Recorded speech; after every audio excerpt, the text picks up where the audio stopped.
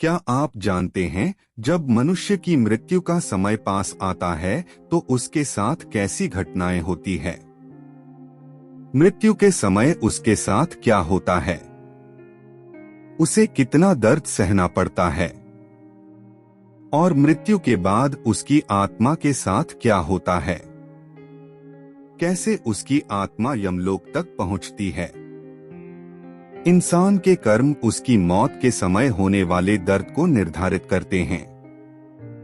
यदि कोई इंसान पापी है, दुराचारी है, तो उसकी मौत के समय उसे बहुत यातनाएं झेलनी पड़ती है और यमलोक तक पहुंचने में भी उसे बहुत सारी यातनाओं का सामना करना पड़ता है। इन सब के बारे में गरुड़ पुराण में अच्छे से बताया गया है।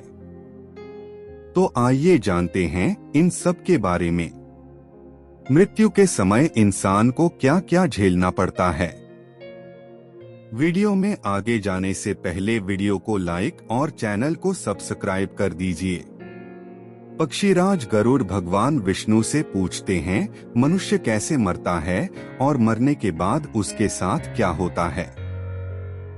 यह प्रश्न सुनकर भगवान विष्णु गरुड़ को बताते हैं कि जब मनुष्य अपने पिछले जन्म के अच्छे और बुरे कर्मों के परिणामों को भोगता हुआ और इस जन्म में कर्म करता हुआ मरने की अवस्था में पहुंचता है, तो उसके शरीर में रोग उत्पन्न हो जाते हैं। वह अचानक मौत की जकड़न में बंधता चला जाता है। वह शारीरिक और मानसिक पीड़ा को झेलता हुआ जीने की इच्छा लेकर दुखदायी जीवन व्यतीत करता रहता है। मरते समय व्यक्ति की इंद्रियों का समूह व्याकुल हो जाता है। चेतन शरीर जड़ीभूत हो जाता है। तब अंतिम पल में एक अलौकिक चेतना आती है, जिसमें सभी लोग एक जैसे दिखते हैं।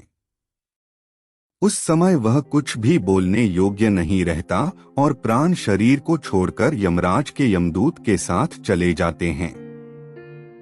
जब प्राण शरीर को छोड़ते हैं, उस समय बहुत कष्ट होता है। ऐसा लगता है जैसे 100 बिच्छुओं ने एक साथ डंक मारा हो। उसके मुंह में झाग बनने लगते हैं।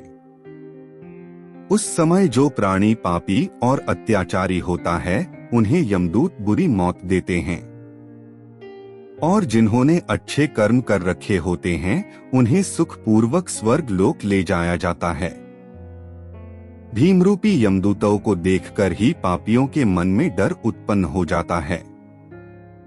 अंगूठे जितना मृत इंसान अपने घर को देखता हुआ जाता है। यमदूत उसे घसीटते हुए रास्ते में अनेक यातनाएं देते हुए यमराज के पास ले जाते हैं। भीमरूपी यमराज की काया को देखकर इंसान भयभीत हो जाता है और फिर यमराज के आदेश के बाद तुरंत यमदूत उसे मृत शरीर के पास ले आते हैं।